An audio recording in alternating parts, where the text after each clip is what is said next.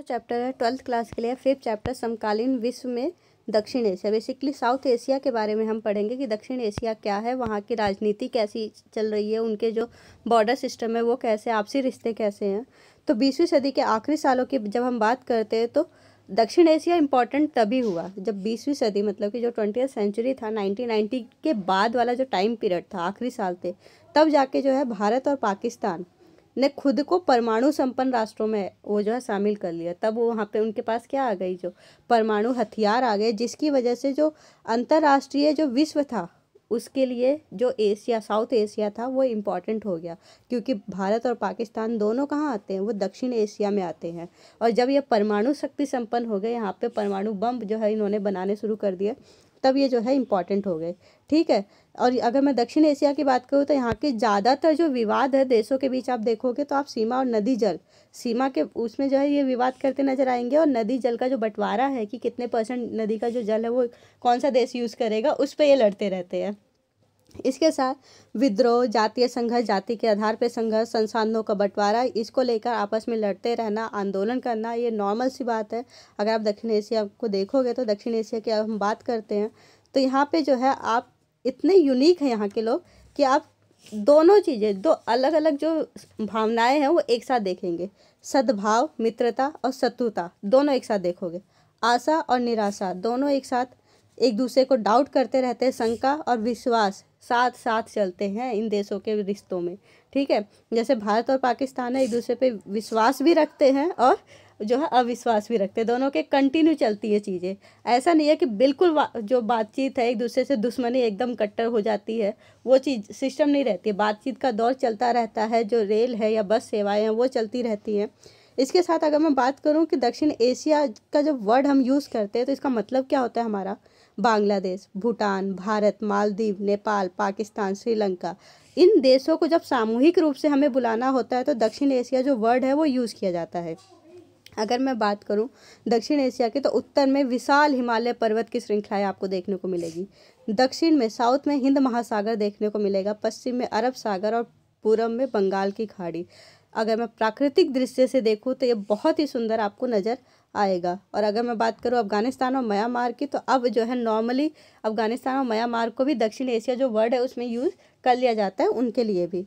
ठीक है। इसके आगे अगर मैं बात करूं कि यहाँ पे जो है भारत और श्रीलंका दोनों ही जो है ब्रिटेन से आज़ाद होने के बाद लोकतांत्रिक व्यवस्था को कायम करने में बहुत ज़्यादा सक्सेसफुल रहे हैं। पाकिस्तान और बांग्लादेश वो देश रहे हैं जहाँ पे लोकतंत्र को लाने की कोशिश हमेशा की जाती है, लेकिन सैनिक और नेता जो है यहाँ पे हमेशा इस लोकतंत्र को लाने की जो कोशिश है उसको असफल करते रहते हैं। मतलब कि लोकतंत्र आना और जाना इनका लगा ही रहता है। यहाँ पे एक जो है व्यवस्था कायम रह के होती नहीं है। इसके साथ चलिए अब रफली नज़र डालते हैं हम कि पाकिस्तान में क्या रहा है। 1999 में पाकिस्तान में सैनिक तख्ता पलट हुआ, मतलब सेना का शासन आया।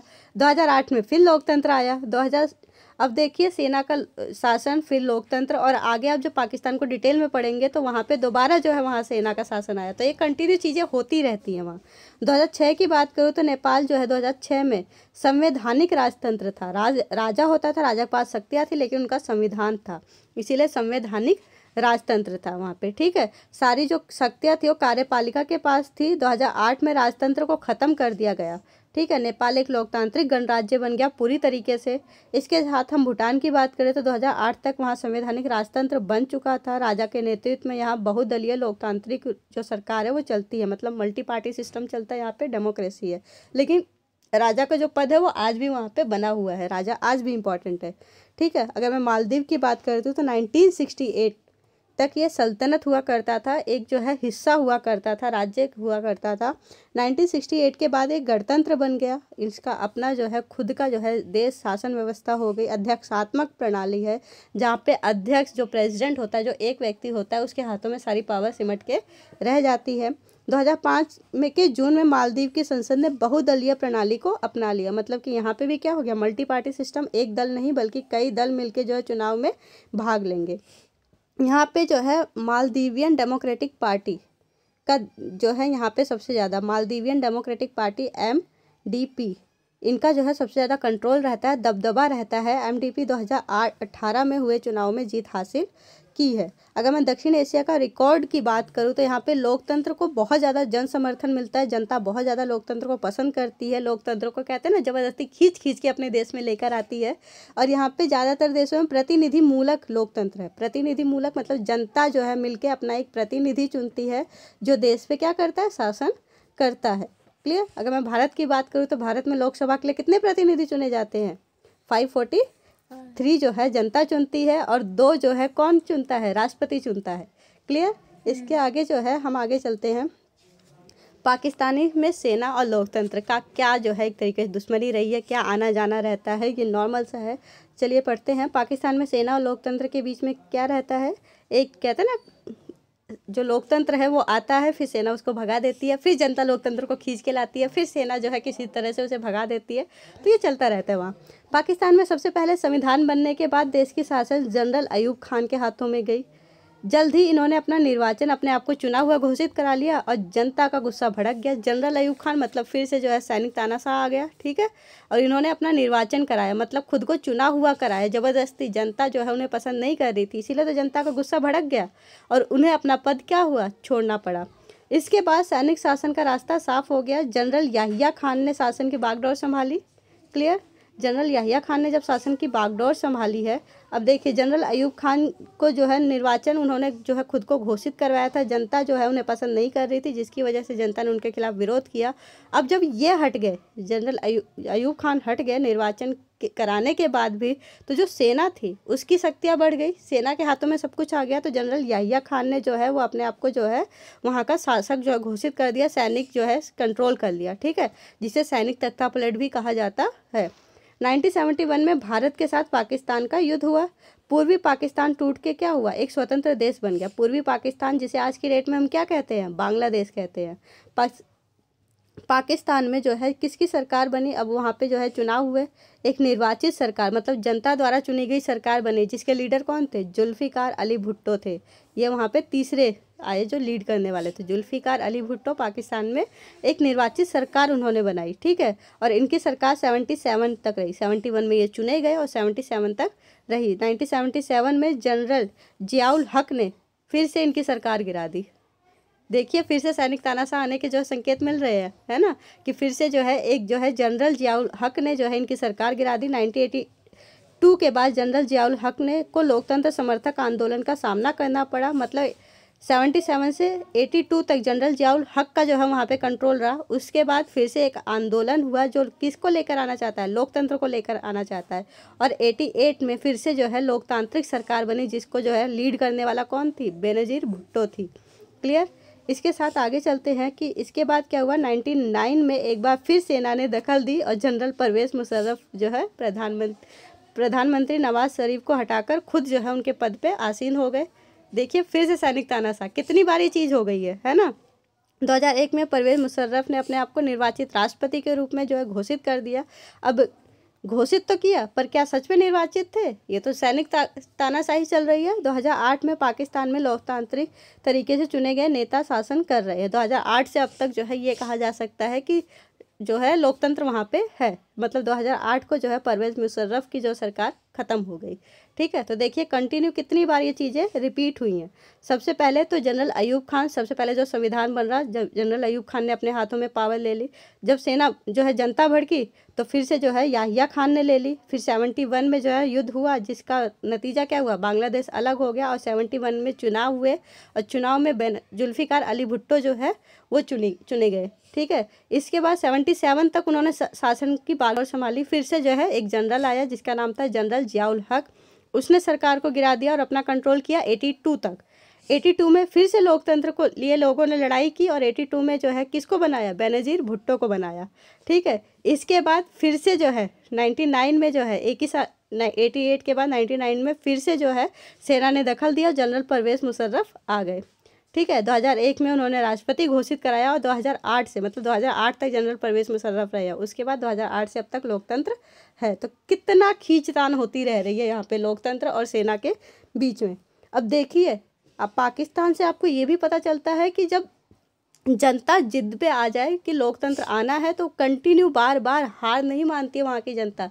बार बार सेना जो है उनकी जो है सैनिक तानाशाही लादती है और जनता उसका विरोध करके लोकतंत्र को फिर से लेकर आती है। और इसका क्या कारण है कि लोकतंत्र स्थायी नहीं होता, परमानेंट नहीं है, बार बार बदल जाता है पाकिस्तान में।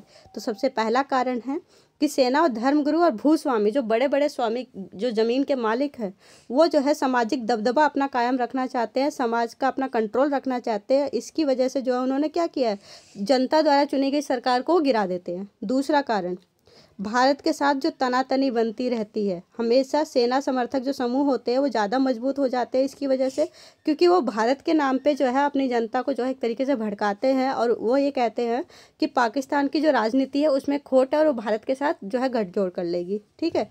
तीसरी चीज़ क्या है, राजनीतिक दलों को स्वार्थ साधन, मतलब जो पॉलिटिकल पार्टी है वो सिर्फ और सिर्फ अपना फ़ायदा देखती हैं। लोकतंत्र की धमाचौकड़ी से पाकिस्तान की सुरक्षा खतरे में पड़ जाती है, जिसकी वजह से फिर कौन आ जाता है, सेना का हेड आ जाता है। देखिए यहाँ पे परवेज़ मुशर्रफ आ गया ना। इसके साथ अगला जो है पॉइंट चलते हैं कि एक और कारण है कि पाकिस्तान में जो अंतर्राष्ट्रीय समर्थन है वो भी लोकतंत्र को नहीं देता। वो क्या कोशिश करते हैं कि उनकी जो कठपुतली सरकार है वो पाकिस्तान में रहे, जिससे जो है पश्चिम देश, जो अमेरिका जैसे देश हो गए, वो पाकिस्तान में सैनिक शासन को जो है बढ़ावा देते हैं, जिससे आतंकवाद को जो है वो कंट्रोल में कर सके। ठीक है। विश्वव्यापी इस्लामी आतंकवाद जो है इसे कहते हैं, जो पाकिस्तान में पनप रहा है। क्लियर। और जिसको कंट्रोल करने के लिए अमेरिका क्या कोशिश करता है कि वहाँ पे सैनिक तानाशाही बनी रहे, पाकिस्तान के परमाणविक हथियार इनके हाथों में ना लग जाए। ये भी डर होता है उन्हें कि परमाणविक हथियार, जो परमाणु जो हथियार है पाकिस्तान के पास, वो आतंकवादियों के कंट्रोल में ना चला जाए। इसीलिए वो कोशिश करते हैं कि वहाँ पे सैनिक तानाशाही रहेगी तो सेना जो है ज़्यादा एक तरीके से पावरफुल रहेगी और वो जो आतंकवादी है उनसे जो है मुकाबला कर पाएगी। क्लियर। ये चीज़ हो गई, पाँचों पॉइंट आपको। नेक्स्ट चलते हैं हम पाकिस्तान में लोकतंत्र, बांग्लादेश में लोकतंत्र। पाकिस्तान का तो हाल हमने देख ही लिया है, अब बांग्लादेश का भी हाल ज़रा देख लेते हैं। इसका तो मैंने अभी पीछे ही आपको एक एग्जांपल दिया था कि 71 में जो है ये किससे अलग हो गया था, पाकिस्तान से अलग हो गया था और इसका खुद का नाम बना बांग्लादेश। ठीक है। अंग्रेजी राज के समय के बंगाल और असम के विभाजित हिस्सों से पूर्वी पाकिस्तान का क्षेत्र बना था। बेसिकली असम और पश्चिम बंगाल का थोड़ा थोड़ा हिस्सा लेके पूर्वी पाकिस्तान बना था, जिसे आज की डेट में हम क्या कहते हैं, बांग्लादेश। पश्चिमी पाकिस्तान के दबदबे, मतलब कि जो आज की डेट का जो पाकिस्तान है उसे पश्चिमी पाकिस्तान का है, उसका जो दबदबा था वो किस पे था, पूर्वी पाकिस्तान पे था। अगर आप मैप देखेंगे तो वहाँ पे पाकिस्तान जो है यहाँ पर है, जिसे पश्चिमी पाकिस्तान कहा जा रहा है, और यहाँ पे जो है इंडिया के नीचे ये पूर्वी पाकिस्तान है। ठीक है, बंगाल की खाड़ी के पास, अगर आपको याद हो। तो ये क्या है, इसका कंट्रोल जो है पूर्वी पाकिस्तान पे बहुत ज़्यादा था। ये अपनी उर्दू भाषा को जो है पूर्वी पाकिस्तान पे लाद रहे थे, जबकि यहाँ की भाषा क्या है, बांग्ला भाषा है, क्योंकि बांग्लादेश से, हमारे पश्चिम बंगाल से अलग हुए हैं। ठीक है। तो इन लोगों ने जो है बंगाली संस्कृति और भाषा के साथ जो दुर्व्यवहार हो रहा था, जो ज़बरदस्ती ये अपनी संस्कृति, अपना कल्चर, अपनी भाषा जो उन पे लाद रहे थे, उसका विरोध करना शुरू कर दिया। न्यायोचित प्रतिनिधित्व मांगने लगे। इन्होंने कहा कि हम राजनीतिक सत्ता में हमें भी जो है हिस्सेदारी मिलनी चाहिए, सिर्फ यहाँ के लोग आकर हम पे शासन नहीं करने चाहिए। क्लियर। तो जन संघर्ष शुरू हो गया, जिसको लीड किसने किया, नेतृत्व किसने किया, शेख मुजीबुर रहमान ने किया।